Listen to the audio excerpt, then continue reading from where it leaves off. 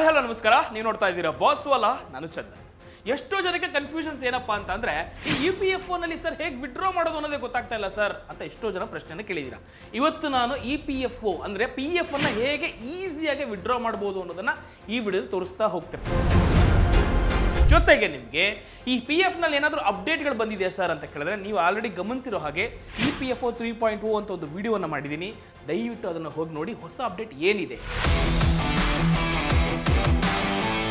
ಜೊತೆಗೆ ನೀವು 2026ರಲ್ಲಿ ಯಾವ ರೀತಿ ಅಪ್ಡೇಟ್ ಬಂದಿದೆ ಅಂತಂದ್ರೆ, ನೀವು ಮದುವೆ ಟೈಮಲ್ಲಿ ವಿಡ್ರಾ ಮಾಡಬೇಕು ಅಂದ್ರೆ ಎಷ್ಟು ವರ್ಷ ಕಾಯಬೇಕಾಗುತ್ತೆ ಅಥವಾ ಎಷ್ಟು ತಿಂಗಳು ಕಾಯಬೇಕಾಗುತ್ತೆ ಅನ್ನೋದು ನಿಮಗೆ ಗೊತ್ತಿಲ್ಲ. ಬಟ್ ಅದನ್ನು ಕೂಡ ಈ ವಿಡಿಯೋದಲ್ಲಿ ತೋರಿಸ್ತೀನಿ. ನೀವೇನಾದ್ರು ಮನೆ ಕನ್ಸ್ಟ್ರಕ್ಷನ್ ಮಾಡ್ತಾ ಇದ್ದೀರಾ ಅಥವಾ ನೀವು ಮೆಡಿಕಲ್ ಎಕ್ಸ್ಪೆನ್ಸಸ್ಗೆ PF ಅನ್ನು ವಿಡ್ರಾ ಮಾಡ್ತಿದ್ದೀರಾ ಅಂದ್ರೆ ಒಂದು ಹೊಸ ರೂಲ್ಸ್ ಅನ್ನು ಜಾರಿ ಮಾಡಿದ್ದಾರೆ 2026ರಿಂದ. ಹಾಗಿದ್ರೆ ಏನದು ಸರ್? ಈ PF ಅಂದ್ರೆ ದೊಡ್ಡ ಸಮಸ್ಯೆ ಸರ್, ನಂಗೆ ಈ ಪ್ರಾಬ್ಲಮ್ ಆ ಪ್ರಾಬ್ಲಮ್ ವಿಡ್ರಾ ಮಾಡೋಕ್ಕಾಗಲ್ಲ ಅಥವಾ ಎಕ್ಸಿಟ್ ಮಾಡೋಕ್ಕಾಗಿಲ್ಲ ನನಗಿನ್ನ ಕಂಪ್ನಿಯಿಂದ ಅಂದರೆ ಅದಕ್ಕೆ ಒಂದು ಬೆಸ್ಟ್ ಸೊಲ್ಯೂಷನ್ ಅನ್ನು ಈ ವಿಡಿಯೋದಲ್ಲಿ ತಿಳಿಸ್ಕೊಡ್ತೀನಿ. ಅಷ್ಟೇ ಅಲ್ಲ ರೀ, ಈ EPFO employ provident fund organisation ಇಂದ ನನ್ನ ದೊಡ್ಡ ತಲೆನೋವೇನು ಗೊತ್ತಾ ಅಂತಂದ್ರೆ, UAN ನಂಬರ್ ಏನು ಅನ್ನೋದೇ ಗೊತ್ತಿಲ್ಲ ಸರ್. ಅಂದರೆ ದಯವಿಟ್ಟು ನಿಮ್ಮ ಕಂಪ್ನಿ ಹತ್ರ ಹೋಗಿ ಸರ್ ನನ್ನ UAN ನಂಬರನ್ನು ಕೊಟ್ಟರೆ ನೀವು ಆರಾಮಾಗಿ ನಿಮ್ಮ PF ಅನ್ನು ವಿಡ್ರಾ ಮಾಡ್ಕೋಬೋದು. UAN ನಂಬರ್ ದಯವಿಟ್ಟು ನೆನ್ಪಿಟ್ಕೊಳ್ಳಿ. ಇದನ್ನು ಯೂಸ್ ಮಾಡಿ ನೀವು EPFO ನಲ್ಲಿ ಈಸಿಯಾಗಿ ವಿಡ್ರಾ ಮಾಡ್ಬೋದು. ಮೊದಲನೇದಾಗೆ ಹೊಸ ರೂಲ್ಸ್ಗಳಂತ ಹೇಳಿದ್ದಲ್ಲ, ಎಷ್ಟು ಇಡಬೇಕು ಅಥವಾ ನೀವು ಒಂದು ಬ್ಯಾಲೆನ್ಸನ್ನು ಎಷ್ಟು ಮೇಂಟೈನ್ ಮಾಡಬೇಕಾಗತ್ತೆ, 100% ವಿಡ್ರಾಲ್ ಮಾಡೋಕ್ಕಾಗತ್ತಾ ಆಗಲ್ವಾ, ಅಥವಾ ಈ 75% ವಿಡ್ರಾ ಮಾಡ್ತೀವಿ ಅಂದರೆ ಸರ್ ಹೇಗೆ ವಿಡ್ರಾ ಮಾಡೋದು, ಎಷ್ಟೋ ಜನ ಕನ್ಫ್ಯೂಷನ್ ಈ ವಿಡಿಯೋದಲ್ಲಿ ಕ್ಲಿಯರ್ ಮಾಡ್ತೀನಿ. ಎಲ್ಲೂ ಕೂಡ ಈ ವಿಡಿಯೋ ಸ್ಕಿಪ್ ಮಾಡಿ ಕಂಪ್ಲೀಟ್ ಆಗಿ ನೋಡಿ, ಇನ್ ಡೀಟೇಲ್ ಇಲ್ಲಿ ತೋರಿಸ್ತೀನಿ. ಹಾಗಿದ್ರೆ ಸರ್ EPFO ಚೇಂಜಸ್ಗಳೇನು, 2026ರಲ್ಲಿ ಅಂತ ಹೊಸ ಬದಲಾವಣೆಗಳು ಏನಾರ ಬಂದಿದ್ದಾವ ಅಂದರೆ ಒಂದೊಂದೇ ಹೇಳ್ತಾ ಹೋಗ್ತಿರ್ತೀನಿ. ದಯವಿಟ್ಟು ನೋಟ್ ಡೌನ್ ಕೂಡ ಮಾಡಿಟ್ಕೊಂಡ್ರೆ ತುಂಬ ಒಳ್ಳೆಯದು. No more 100% withdrawal. ನಾನು ಆಲ್ರೆಡಿ ಹೇಳಿರೋ ಹಾಗೆ ಇನ್ನು ಮುಂದೆ ನೀವು 100% ವಿಡ್ರಾಲ್ ಮಾಡೋಕ್ಕಾಗದೇ ಇಲ್ಲ. ಹಾಗಿದ್ರೆ ಸರ್ ಎಷ್ಟು ವಿಡ್ರಾ ಮಾಡ್ಬೋದು? ಒಂದು ಎಕ್ಸಾಂಪಲ್ ಕೊಡ್ತೀನಿ ನಿಮಗೆ. ನಿಮ್ಮ ಹತ್ರ ಒಂದು ಅಕೌಂಟಲ್ಲಿ 1 ಲಕ್ಷ ರೂಪಾಯಿ ಇರುತ್ತೆ ಅಂತ ಇಟ್ಕೊಳ್ಳೋಣ. ನಿಮ್ಮ PF ಅಲ್ಲಿ ಯಾವುದೇ ಕಾರಣಕ್ಕೂ 100% ವಿಡ್ರಾಲ್ ಬರಲ್ಲ. ಇನ್ನು ನಿಮಗೆ 25% ಇಲ್ಲಿ ನೋಡ್ಬೋದು ನೀವು, 25% ಮ್ಯಾಂಡೇಟ್ ಬ್ಯಾಲೆನ್ಸ್ ರಿಟೆನ್ಷನ್ ಇರಲೇಬೇಕು. 1 ಲಕ್ಷದಲ್ಲಿ 25% ಅಂದರೆ 25,000 ರೂಪಾಯಿ ನೀವು ಅಕೌಂಟಲ್ಲಿ ಇಟ್ಟಿರಲೇಬೇಕು. ಆವಾಗ ಮಾತ್ರ ನೀವು ವಿಡ್ರಾ ಮಾಡೋಕ್ಕಾಗೋದು. ಹಾಗಿದ್ರೆ ಪೆನ್ಷನ್ ಕತೆ ಏನು ಸರ್? ಮುಂದೆ ಹೇಳ್ತೀನಿ. ಪೆನ್ಷನ್ ಕೂಡ ವಿಡ್ರಾ ಮಾಡೋಕ್ಕಾಗಲ್ಲ, ಹೊಸ ರೂಲ್ಸ್ ಬಂದಿದೆ. ಎಲ್ಲೂ ಕೂಡ ಸ್ಕಿಪ್ ಮಾಡಬೇಡಿ.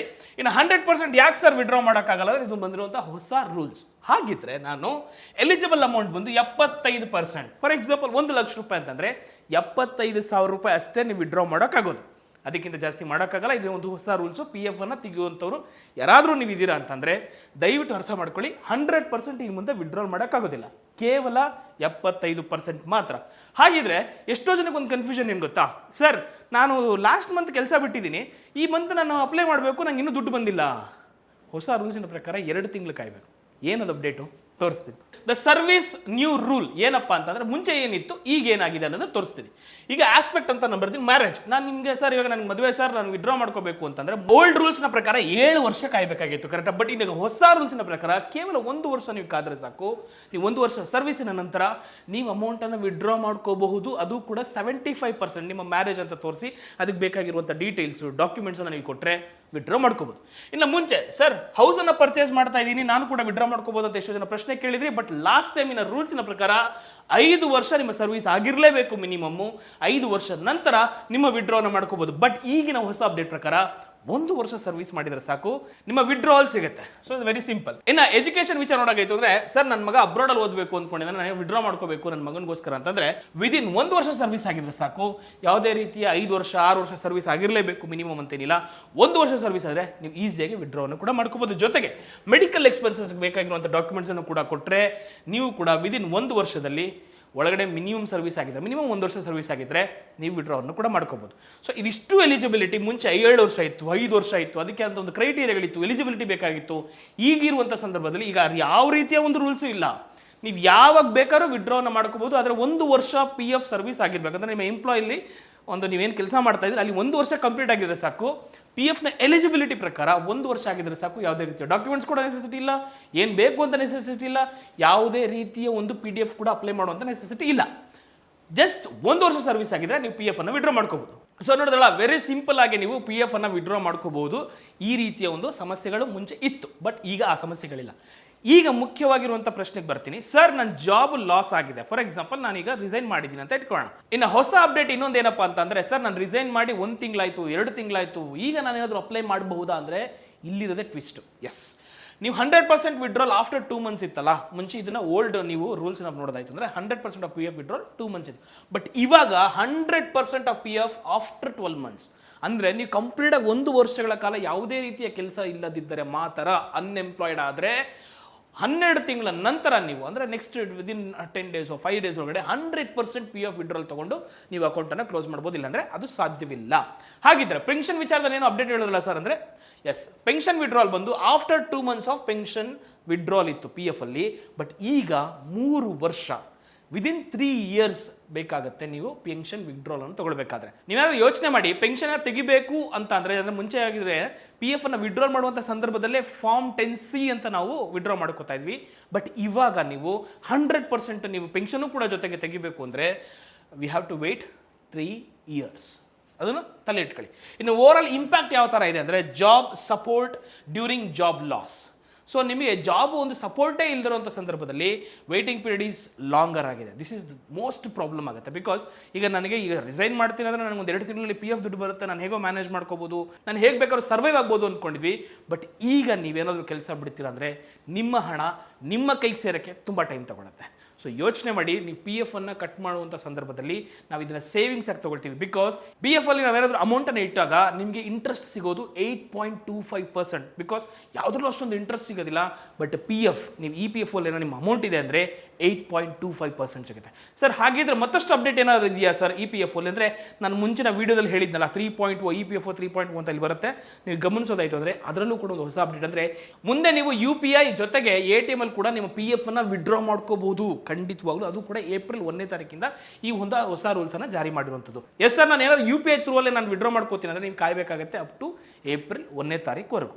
ಯಾಕೆಂತಂದರೆ ನೀವೆಲ್ಲಾದರೂ ನೀವು ಚೇಂಜಸ್ ಮಾಡಬೇಕು ಅಂದರೆ, ನೇಮ್ ಚೇಂಜಸ್, ತಂದೆದೇನೋ ಚೇಂಜಸ್, ಏನೋ ಒಂದು ಕರೆಕ್ಷನ್ ಮಾಡಿಸ್ಬೇಕು, ಪಿ ಎಫ್ ಅಲ್ಲಿಂದ ಬೆಂಗಳೂರು ಬರಬೇಕಿತ್ತು. ಬಟ್ ಆದರೆ ಇನ್ನು ಮುಂದೆ ಆ ರೀತಿಯ ಟೆನ್ಷನ್ ಬೇಕಾಗಿಲ್ಲ. ನೀವು ಎಲ್ಲಿ ಬೇಕಾದ್ರೂ ಕುತ್ಕೊಂಡು ನೀವು ಚೇಂಜಸ್ ಅನ್ನು ಮಾಡ್ಕೋಬಹುದು, ಮನೇಲೇ ಕುತ್ಕೊಂಡು ಚೇಂಜಸ್ ಅನ್ನು ಮಾಡ್ಕೋಬಹುದು, ಅಥವಾ ಅದರ ಸೈಬರ್ ಸೆಂಟರ್ಗೂ ಕೂಡ ಚೇಂಜಸ್ ಅನ್ನು ಮಾಡ್ಕೋಬಹುದು. ಯಾವುದೇ ಕಾರಣಕ್ಕೂ ಬೆಂಗಳೂರಿಗೆ ಆಫೀಸ್ ಬರುವಂಥ ನೆಸೆಸಿಟಿ ಇಲ್ಲ, ಮೇನ್ ಬ್ರಾಂಚಿಗೆ ಬರುವಂಥ ನೆಸೆಸಿಟಿ ಇಲ್ಲ. ಇನ್ನು ನೆಕ್ಸ್ಟ್ ಮೇಜರ್ ಪಾಯಿಂಟ್ ಏನಪ್ಪ ಅಂತಂದರೆ, ಎಷ್ಟೋ ಜನಕ್ಕೆ ಸರ್ TDS ಎಷ್ಟು ಕಟ್ ಆಗುತ್ತೆ, ನಮ್ಮ ವಿಡ್ರಾ ಒಂದು 1 ಲಕ್ಷ ರೂಪಾಯಿ ಇರುತ್ತೆ, ಎಷ್ಟು ಅಮೌಂಟನ್ನು ಕಟ್ ಮಾಡಿ ನಮಗೆ ಕೊಡ್ತಾರೆ ಅಂತ ಎಷ್ಟೋ ಜನಕ್ಕೆ ಡೌಟ್ ಇದ್ದರೆ, the new TDS rules is less than 50,000 ರೂಪಾಯಿಗಿಂತ ಕಡಿಮೆ ಅಮೌಂಟ್ ನಿಮ್ಗೆ ಏನಾದರೂ ಪಿ ಎಫ್ ಅಲ್ಲಿ ನೀವು ವಿಡ್ರಾ ಮಾಡ್ತೀರಾ ಅಂದರೆ ದೇರ್ ಈಸ್ ನೋ TDS, ಯಾವುದೇ ರೀತಿಯ ಟ್ಯಾಕ್ಸ್ ಡಿಡಕ್ಷನ್ ಇರೋದಿಲ್ಲ. ಅದೇ ನೀವು 50,000 ರೂಪಾಯಿಗಿನ ಮೇಲ್ಪಟ್ಟ ಅಮೌಂಟನ್ನು ನೀವು ವಿಡ್ರಾ ಮಾಡ್ತಿರೋದ್ರೆ 50,000 or more 10% TDS if PAN card is provided. ನೀವೇನಾದರೂ ಪ್ಯಾನ್ ಕಾರ್ಡನ್ನು ಲಿಂಕ್ ಮಾಡಿದರೆ ನಿಮಗೆ ಕೇವಲ 10% TDS ಅನ್ನು ಡಿಡಕ್ಟ್ ಮಾಡ್ತಾರೆ. ಅಂದರೆ 50,000 ರೂಪಾಯಿಂದ ಮೇಲ್ಪಟ್ಟಿದ್ದು, ಅದು 1 ಲಕ್ಷ ಆಗಿರಲಿ, 1.5 ಲಕ್ಷ ಆಗಲಿ, 1,20,000, 2 ಲಕ್ಷ ರೂಪಾಯಿ ಎಷ್ಟಾದರೂ ಆಗಿರಲಿ, ಅವರು ನಿಮಗಿಲ್ಲಿ 10% TDS ಅನ್ನು ಮಾತ್ರ ಡಿಡಕ್ಟ್ ಮಾಡ್ತಾರೆ if PAN card is provided. ಸರಿ, ನಾನು ಪ್ಯಾನ್ ಕಾರ್ಡ್ ಕೊಟ್ಟಿಲ್ಲ ಸರ್, ನಾನು ಪ್ಯಾನ್ ಕಾರ್ಡ್ ಯಾವುದು ಅಟ್ಯಾಚ್ ಮಾಡಿಲ್ಲ ಅಂದರೆ, if not PAN card is updated ನಿಮಗೆ 20% TDS ಕಟ್ ಆಗುತ್ತೆ.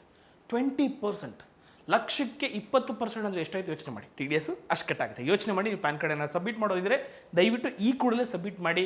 ನಿಮ್ಮ corrections, Aadhaar card, PAN link ಆಗಿಲ್ವೋ, ಇನ್ನೂ ಯಾರ್ಯಾರು ಮಾಡಿಲ್ಲ ದಯವಿಟ್ಟು ಮಾಡ್ಕೊಳ್ಳಿ. ಬಿಕಾಸ್ ಪಿ ಎಫ್ ವಿಡ್ರಾಲ್ ಮಾಡುವಂಥ ಸಂದರ್ಭದಲ್ಲಿ Aadhaar card is compulsory. Aadhaar ಕಾರ್ಡಲ್ಲಿ ಇರುವಂಥ ನಂಬರ್, ರಿಜಿಸ್ಟರ್ ನಂಬರೇ ನಿಮಗೆ ಇಂಪಾರ್ಟೆನ್ಸ್ ಕೊಡುತ್ತೆ OTPಗಳು ಹೋಗೋದಕ್ಕೆ. ಇದೆಲ್ಲ ಇಟ್ಕೊಂಡಿದ್ರೆ ನೀವು ಡಾಕ್ಯುಮೆಂಟ್ಸು ಜೊತೆಗೆ ನಿಮ್ಮ ಬ್ಯಾಂಕ್ ನಂಬರನ್ನು ಇಟ್ಕೊಂಡಿದ್ರೆ ನೆಕ್ಸ್ಟ್ ನಾನು ಹೇಳುವಂಥ ಸ್ಟೆಪ್ನಲ್ಲಿ ನೀವು ವಿಡ್ರಾವನ್ನು ಈಸಿಯಾಗಿ ಮಾಡ್ಕೋಬೋದು. ಎಸ್, ನೀವೇನು ಮಾಡಬೇಕು, ಪಿ ಎಫ್ ವಿಡ್ರಾಲ್ ಅಂತ ಗೂಗಲಲ್ಲಿ ಸರ್ಚ್ ಮಾಡಿದ್ರೆ ನಿಮಗೊಂದು ಅಪ್ಲಿಕೇಶನ್ ಓಪನ್ ಆಗುತ್ತೆ. ಅಲ್ಲಿ ನೀವು ನ್ಯೂ ಎಂಪ್ಲಾಯರ್ ಅಂತ ಎಂಪ್ಲಾಯಿ ಅಂತ ಇರುತ್ತೆ. ನೀವು ಅಲ್ಲಿ ಕ್ಲಿಕ್ ಮಾಡಿದಾಗ ನೆಕ್ಸ್ಟ್ ಆಪ್ಷನ್ ಬರೋದೆ ನಿಮಗೆ UAN ನಂಬರ್ ಅಂತ ಬರುತ್ತೆ. ನಿಮ್ಮ ಡಿಜಿಟ್ ಇರುತ್ತೆ. ನಿಮ್ಮ ಹತ್ರ UAN ನಂಬರ್ ಇಲ್ಲ ಅಂದರೆ ನಾನು ಆಲ್ರೆಡಿ ಹೇಳಿದ್ದೀನಿ, ನಿಮ್ಮ ಆಫೀಸ್ಗೆ ಹೋಗಿ ನೀವು UAN ನಂಬರ್ ನಮಗೆ ಕೊಡಿ ಅಂತಂದರೆ ನಿಮ್ಮ ಆಫೀಸಲ್ಲಿ ಖಂಡಿತ ಕೊಡ್ತಾರೆ. ಅದನ್ನು ತೊಗೊಂಡು ನೀವು UAN ನಂಬರು ಪ್ಲಸ್ ನಿಮಗೆ ಬೇಕಾಗಿರುವಂಥ ಪಾಸ್ವರ್ಡು, ಕೆಳಗಡೆ ಬರುವಂತಹ ಸೆಕ್ಯೂರಿಟಿ ಕೀಯನ್ನು ನೀವೇನೋ ಟೈಪ್ ಮಾಡಿದ್ರೆ ನಿಮಗೆ ನೆಕ್ಸ್ಟ್ ಬರೋದೆ ಪೇಜ್ ಆಫ್ ಓಪನ್. ಇಲ್ಲಿ ನಿಮ್ಮ ಡೀಟೇಲ್ಸು, ಡೇಟ್ ಆಫ್ ಬರ್ತು ಎಲ್ಲವೂ ಕೂಡ ಡೀಟೇಲ್ಸ್ ಇರುತ್ತೆ. ನೀವು ಓಪನ್ ಮಾಡಿದ ತಕ್ಷಣ ನಿಮಗೆ ಟಾಪಲ್ಲಿ ನಿಮಗೆ ಅಲ್ಲಿ ಕಾಣಿಸುತ್ತೆ ಕ್ಲೈಮ್ ಅಂತ ಕೇಳುತ್ತೆ. ಅಲ್ಲಿ 10C ಅಂತ ಎಲ್ಲ ಫಾರ್ಮ್ಗಳಿದೆ. ನೀವು ಅಲ್ಲಿ ಕ್ಲೈಮ್ ಅಂತ ಕ್ಲಿಕ್ ಮಾಡಿದಾಗ ನೆಕ್ಸ್ಟ್ ಬರೋ ಆಪ್ಷನ್ ನಿಮಗೆ ಏನಂತ ನೀವು ವಿಡ್ರಾ ಮಾಡ್ತಾ ಇದ್ದೀರಾ, ಪಿ ಎಫ್ ವಿಡ್ರಾಲ, ಪೆನ್ಷನ್ ಅಂತ ಕೇಳುತ್ತೆ. ಅಲ್ಲಿ ಕ್ಲೀನಾಗಿ ಸೆಲೆಕ್ಟ್ ಮಾಡ್ಕೊಳ್ಳಿ. ನೆಕ್ಸ್ಟು ನಿಮ್ಗೆ ಏನಾದ್ರು TDS ಕಟ್ ಆಗಬಾರ್ದು ಅಂದರೆ ಫಾರ್ಮ್ 15G ಅಂತ ಸಿಗುತ್ತೆ. ನೀವು ಅದನ್ನು ಫಿಲ್ ಮಾಡಿ ನೀವು ಅಲ್ಲಿಗೆ ಅಪ್ಲೋಡನ್ನು ಮಾಡಬೇಕಾಗತ್ತೆ. ನೆಕ್ಸ್ಟ್ ನಿಮ್ಮ ಡೀಟೇಲ್ಸನ್ನು ಕೊಡಬೇಕಾಗತ್ತೆ. ನೆಕ್ಸ್ಟ್ ನೀವು ನಿಮ್ಮ ಒಂದು ಚೆಕ್ನ ಹೇಳಿದ್ನಲ್ಲ, ಬ್ಲ್ಯಾಂಕ್ ಚೆಕ್ ಅಂತ ಹೇಳಿದ್ನಲ್ಲ, ಬಿಕಾಸ್ ನಿಮ್ಮ ಅಕೌಂಟ್ ನಂಬರ್ ಕರೆಕ್ಟಾಗಿದೆಯಾ, ನೀವು ಕೊಟ್ಟಿರೋಂಥ ಅಕೌಂಟ್ ನಂಬರು, ನೀವು ಚೆಕ್ಕಲ್ಲಿ ಸಬ್ಮಿಟ್ ಮಾಡಿರೋಂಥ ಅಕೌಂಟ್ ನಂಬರ್ ಒಂದೇ ಇದೆಯಾ, ಮತ್ತು ಬಿಲೋ ನೀವು 300 KB ಇತ್ತು ಅಂತಂದರೆ ನೀವು ಈಸಿಯಾಗಿ ನೀವು ವಿಡ್ರಾವನ್ನು ಮಾಡ್ಕೋಬೋದು. ಜೊತೆಗೆ ನೆಕ್ಸ್ಟು OTP ಕೇಳುತ್ತೆ. ನೀವು OTPಯನ್ನು ಹಾಕಿದ ತಕ್ಷಣ ನಿಮ್ಮ ಪ್ರೊಸೆಸ್ ಕಂಪ್ಲೀಟ್ ಆಗುತ್ತೆ. ಇಲ್ಲಿ ವಿಡ್ರಾ ನೀವು ಕಂಪ್ಲೀಟ್ ಮಾಡಿದ್ರೆ ನೆಕ್ಸ್ಟ್ ನಿಮ್ಗೆ ಇಲ್ಲಿನ ಸ್ಟೇಟಸ್ ಏನಂತ ಚೆಕ್ ಮಾಡ್ಕೋಬೇಕು ಅಂದರೆ ನೀವು ಅದೇ ಟಾಪಲ್ಲಿ ನಿಮಗೆ ಕ್ಲೈಮ್ ಸ್ಟೇಟಸ್ ಚೆಕ್ ಅಂತ ಒಂದು ಆಪ್ಷನ್ ಇರುತ್ತೆ. ಆ ಚೆಕ್ ಕ್ಲಿಕ್ ಮಾಡ್ಕೊಂಡಾಗ ನಿಮ್ಗೆ ಏನು ಪ್ರೊಸೆಸಿಂಗಲ್ಲಿ ಇದೆ ಅಂದರೆ ವೆರಿಫಿಕೇಷನ್ ಇದೆಯಾ, ಅಥೆಂಟಿಕ್ ಆಗಿದೆ, ರಿಜೆಕ್ಟ್ ಆಗಿದೆ, ಎಲ್ಲವೂ ಕೂಡ ನಿಮಗೆ ಡೀಟೇಲ್ಸ್ ಗೊತ್ತಾಗುತ್ತೆ. ಮುಖ್ಯವಾಗಿ ನಾನು ಹೇಳ್ತಿರೋದು ಪ್ರತಿ ಸಲ ಇದ್ದಾನೆ, ನೀವು ಯಾವುದೇ ಒಂದು ಅಪ್ಲಿಕೇಶನ್ನ ಸಬ್ಮಿಟ್ ಮಾಡೋದ ಸಂದರ್ಭದಲ್ಲಿ ನಿಮ್ಮ ಹೆಸರು ಕರೆಕ್ಟ್ ಆಗಿದೆಯಾ, ನಿಮ್ಮ ನೇಮು, ಅಡ್ರೆಸ್ಸು ಎಲ್ಲವೂ ಕರೆಕ್ಟ್ ಆಗಿದೆಯಾ, ನಿಮ್ಮ ಕಂಪನಿ ಸೆಲೆಕ್ಟ್ ಮಾಡೋದು ಕರೆಕ್ಟ್ ಆಗಿದೆ ಅಂತ ಚೆಕ್ ಮಾಡ್ಕೋಬೇಕಾಗುತ್ತೆ. ಮತ್ತು PF ವಿಡ್ರಾಲ್ ನಾನು ಹೇಳಿರುವಂತಹ 75% ಅಷ್ಟೇ ನಿಮಗೆ ವಿಡ್ರಾ ಸಿಗೋದು, ಇನ್ನು 25% ಬ್ಯಾಲೆನ್ಸನ್ನು ಇಡಬೇಕಾಗುತ್ತೆ. ಇನ್ ಕೇಸ್ ನೀವು ರಿಸೈನ್ ಮಾಡಿದಾಗ 12 ತಿಂಗಳ ನಂತರನೇ ನೀವು ವಿಡ್ರಾನ ಕಂಪ್ಲೀಟಾಗಿ ಮಾಡೋಕ್ಕಾಗೋದು, ಪ್ಲಸ್ ಅಕೌಂಟನ್ನು ಕ್ಲೋಸ್ ಮಾಡೋಕ್ಕಾಗೋದು. ಸೊ ನೋಡಿದ್ರಲ್ಲ, ಇದಾಗಿತ್ತು EPFOನ ಕಂಪ್ಲೀಟ್ ಅಪ್ಡೇಟನ್ನು ಕೊಟ್ಟಿದ್ದೀನಿ. ಎಷ್ಟು ವಿಡ್ರಾ ಮಾಡ್ಕೋಬೋದು, ಏನೆಲ್ಲ ಡಾಕ್ಯುಮೆಂಟ್ಸ್ ಕೇಳುತ್ತೆ, ಹೇಗೆ ವಿಡ್ರಾ ಮಾಡಬೇಕು ಅನ್ನೋದನ್ನು ಪ್ರಾಕ್ಟಿಕಲ್ ಆಗಿ ಕೂಡ ತೋರಿಸ್ತೀನಿ. ಈ ವಿಡಿಯೋ ನಿಮ್ಗೆ ಏನಾದರೂ ಸ್ವಲ್ಪ ಏನಾದರೂ ಇಷ್ಟವಾಗಿದ್ರೆ ಮಿಸ್ ಮಾಡಿದ್ರೆ ಲೈಕ್ ಮಾಡಿ. ನಿಮ್ಗೆ ಯಾರಾದರೂ ತೊಂದರೆ ಇದೆ ನಮಗೆ PF ವಿಡ್ರಾಲ್ ಅನ್ನೋದಕ್ಕೆ ಈ ವಿಡಿಯೋನ ಶೇರ್ ಮಾಡೋದನ್ನು ಮರಿಬೇಡಿ. ನೀವೇನಾದರೂ ನಮ್ಮ ಚಾನಲ್ನ ಸಬ್ಸ್ಕ್ರೈಬ್ ಆಗಿಲ್ವಾ, ಈ ಕೂಡಲೇ ಸಬ್ಸ್ಕ್ರೈಬ್ ಆಗಿ. This is Boss Wala Chandan signing off. Bye. Boss Wala. Be the boss.